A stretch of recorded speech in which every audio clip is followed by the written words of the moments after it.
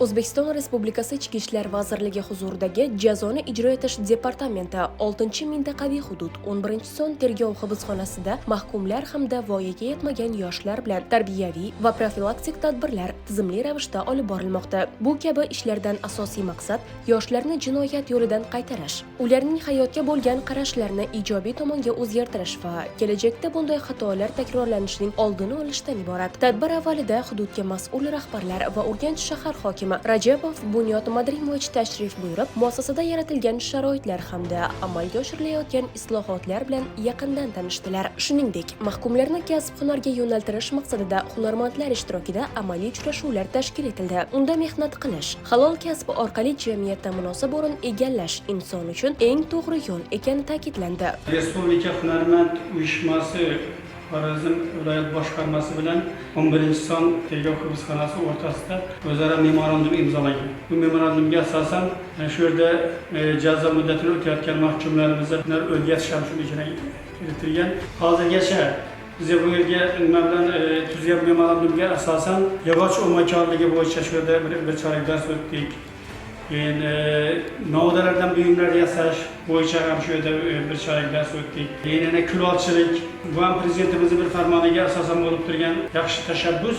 Chunki bu hayotga mana nimaga erkin hayotga qaytganlardan keyin mahkumlarimiz ham bir kelgusida o'z o'rnlarini, hayotda o'z o'rnlarini topish uchun bir yaxshi bir foydavor bo'ladi degan umidda qilinayotgan bir xayrli ishlar deb bilaman bu ishlarni. Mana shu nimamiz hunar o'rgatishimiz 3 yil davom qilmoqda.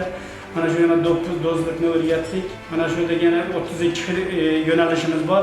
Shu 32 yo'nalishdan mana shu yerda yetgan mahkumlarning o'zlarini qiziqishiga qarab, ularning iltimosiga binoan boshqa bir yo'nalishlarni ham qayta yo'lga qo'ymoqchimiz shu yerda.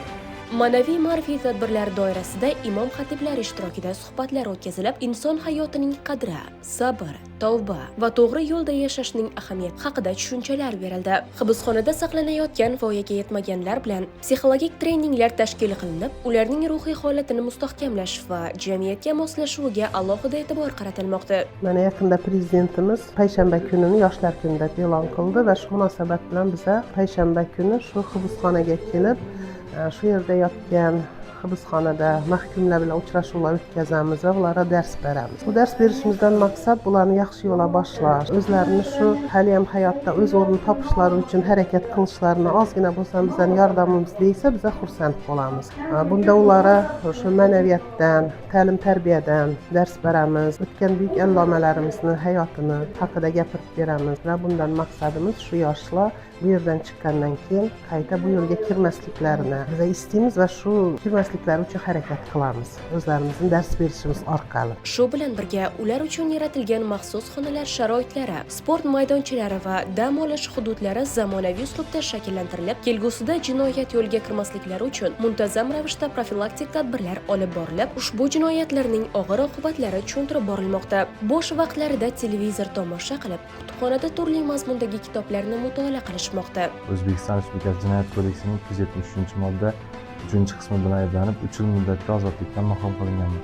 Hozirgi kunda 11-son tergov hibsxonasida xo'jalik ishlari bo'yicha qoldirilgan mahkumlarni prezidentimiz tomonidan yaratilgan imkoniyatlardan mahkumlar ham e'tibordan chetda qolib turgani yo'q. Yoshlarga berilib turgan imkoniyatlar, yosh kitobxon, yana boshqa hunarmandchilik hammasidan foydalanib ko'pmiz mahkumlar xudo xolosa chiqqandan keyin ham ko'chaga chiqib ota-onamizga, xalqimizga, yurtimizga bir kerakli, manfaatli bo'lgan ishlarni qilib, shu yerdan o'rgangan hunarlarimizni ko'chaga chiqib tadbiq qilib, foydalanib, xudo xolosa bu ishlarni qilamiz. Bu kabi profilaktik tadbirlar yoshlarni jinoyatdan qaytarish va ularni to'g'ri hayot sari yo'naltirishda muhim ahamiyat kasb etmoqda.